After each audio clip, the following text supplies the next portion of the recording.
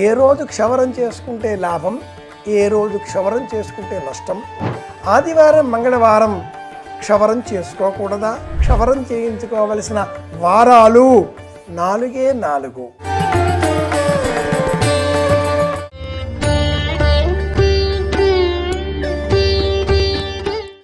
శుభమస్తు.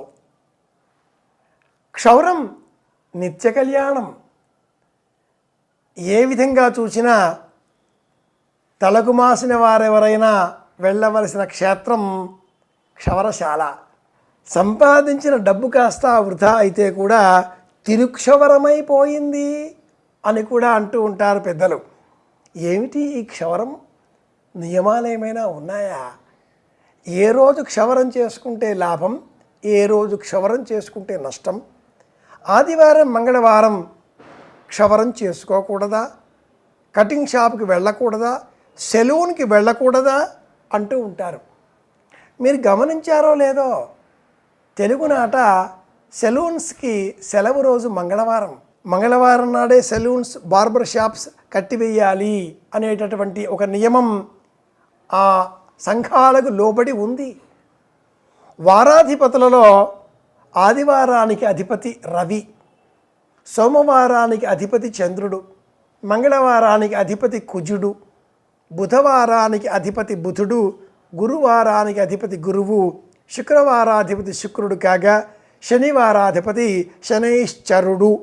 కుజునకు సంబంధించిన ఆధిపత్యంలో కోపము, ఆగ్రహము, రక్త సంబంధిత వ్యవహారాలు చెప్పబడి ఉండగా యుద్ధం, యుద్ధ తీవ్రతలు ప్రయోజన ఫలితాంశాలుగా చెప్పబడి ఉండగా ఆదివారానికి సంబంధించిన రవి ఆధిపత్యంలో కూడా ఆగ్రహం, విజయకాంక్ష, ప్రపంచంలో అనేకుల చేత సంబంధాలు, సంఘంలో గౌరవం, హోదా, యుద్ధం, ఇవి రవికారకత్వంగా కూడా జ్యోతిర్విజ్ఞానం వర్ణిస్తుంది.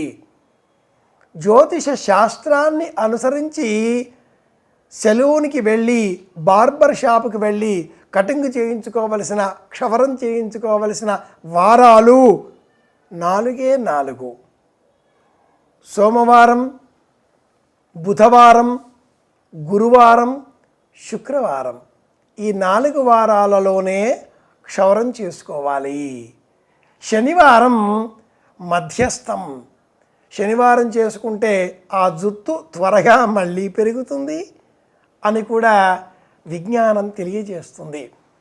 ఆదివారం మంగళవారాలలో పొరపాటుగా కూడా క్షవరం చేయించుకోకూడదు. ఇదే క్రమంలో తిథులు కూడా తెలియజేస్తూ మాతుశ్చతుర్థి భగిని చతుర్దశి భ్రాతుశ్చ షష్ఠీ పితురేవ పర్వసు ఆదౌ నవమ్యాం ధనధాన్యహాని కుటుంబహాని క్షౌరాష్టమేషు అంటూ ఏ తిథినా క్షవరం చేయించుకుంటే ఏ ప్రయోజనమో, ఎవరికి హానికరమో కూడా వివరిస్తుంది జ్యోతిర్విజ్ఞానం.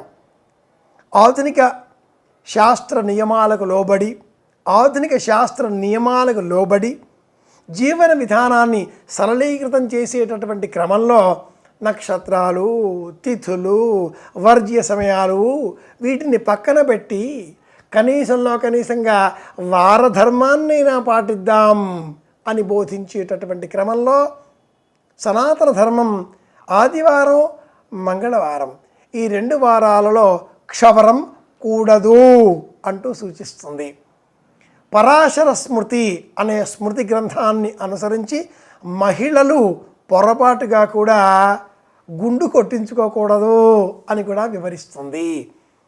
2వ అధ్యాయం 68, 69 శ్లోకాలలో ఉండే ధర్మాలను మనం గమనించినట్లయితే మహిళలు గుండు కొట్టించుకోకూడదు, అలాగే 3 కత్తెరలు ఇవ్వవచ్చు అనే సూచనలకు స్వీకరించి తిరుపతి, ఇతర దివ్యక్షేత్రాలలో మహిళలు 3 కత్తెరలు అందిస్తున్నారు.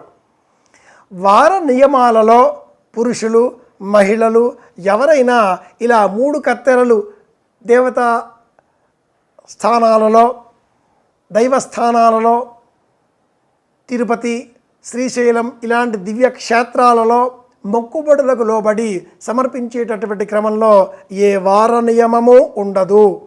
దేవతా సన్నిధానాలలో వార నియమాలకు పాటింపు లేదు. శాస్త్రబద్ధమైన ధర్మబద్ధమైన విషయాలను అనుసరిద్దాం, సత్సంప్రదాయాలను పాటిద్దాం, అందరి క్షేమాన్ని కోరదాం. మీ వెంకటరమణయ్య గారి పెద్దబ్బాయి కాకునూరి సూర్యనారాయణమూర్తి. శుభమస్తు.